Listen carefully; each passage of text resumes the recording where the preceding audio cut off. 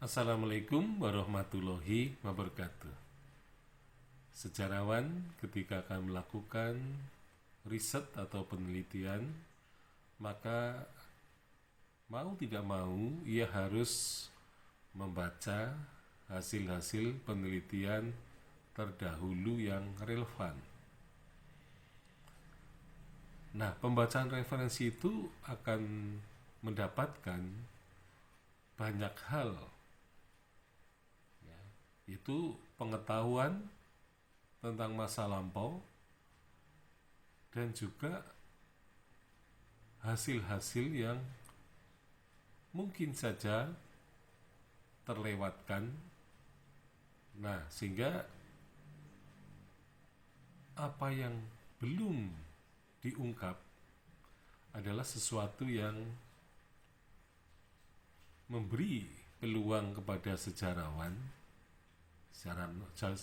lain untuk mengungkap satu demi satu, yaitu topik-topik, tema-tema, kemudian masalah-masalah penelitian yang belum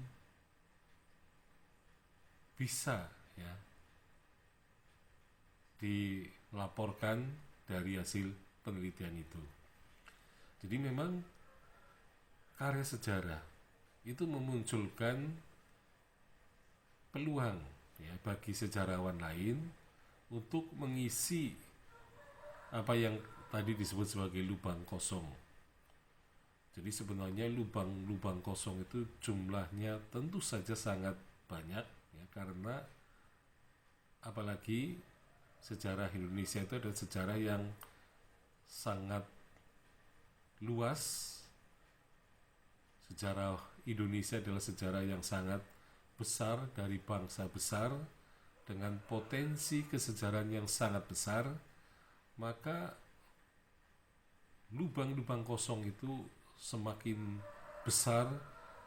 Nah, sehingga karena banyak itulah, maka peluang sejarawan itu juga terbuka lebar. Artinya sejarawan bisa melakukan penelitian lanjutan terhadap karya yang sudah ada.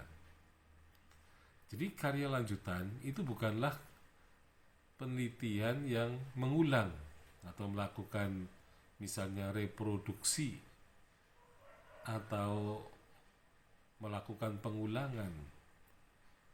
Karena melakukan penelitian pengulangan itu berarti suatu aktivitas yang bisa disebut sebagai plagiasi. Nah, jadi untuk mendapatkan kebaruan atau novelty dalam penelitian, maka pembacaan referensi itu sangat vital kedudukannya, karena referensi-referensi yang sudah terbit, yang sudah dipublikasikan, itu akan sangat jelas kemana arah para sejarawan yang telah berkarya sebelumnya itu menuju ke tema tertentu atau masalah tertentu. Nah, tentu saja tema-tema yang tidak terjangkau, yang tidak dibahas itu akan memberi peluang bagi sejarawan lain untuk memecahkan persoalan itu. Jadi sebagai contohnya misalnya peristiwa G30 SPKI. Sampai sekarang memang banyak hal-hal atau pertanyaan-pertanyaan yang belum bisa diungkapkan. Nah, contohnya, mengapa muncul analisis atau interpretasi bahwa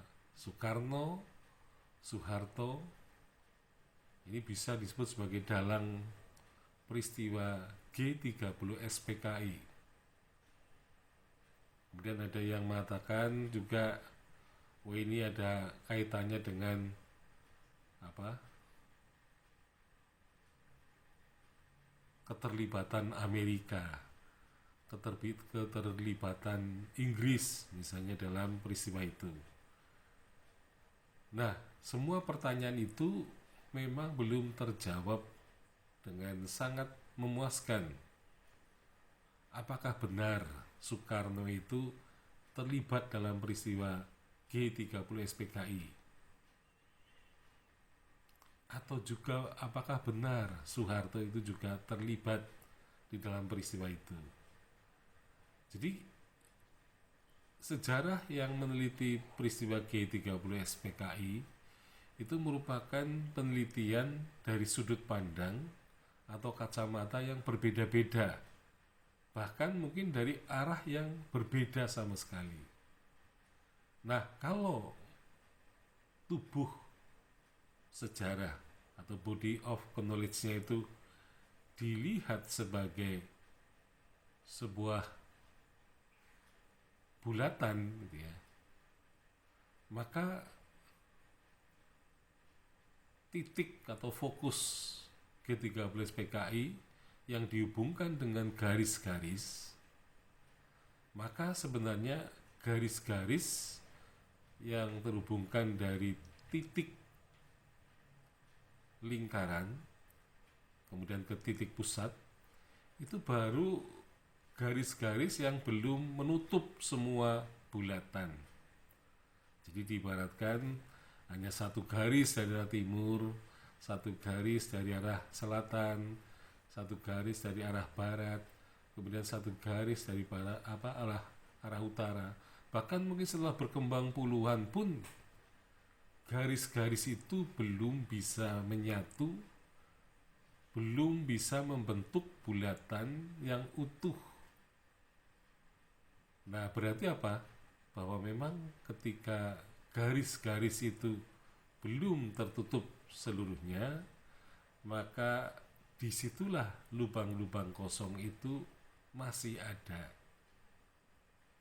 Jadi masih banyak masalah, masih banyak pertanyaan, masih banyak topik, masih banyak tema yang belum diungkap oleh sejarawan, dan itu memerlukan penelitian yang tidak sedikit, ya, artinya tidak sedikit sejarawan yang terlibat, tetapi harus melibatkan memang sejarawan sebanyak-banyaknya dan dilakukan penelitian itu secara terus-menerus. Nah, tetapi kenyataannya memang seringkali kalau suatu peristiwa itu digambarkan seperti bulatan, memang belum terbangun ya. Bulatan itu baru dalam bentuk garis-garis yang katakanlah belum dilihat secara satu kesatuan. Sekian, assalamualaikum warahmatullahi wabarakatuh.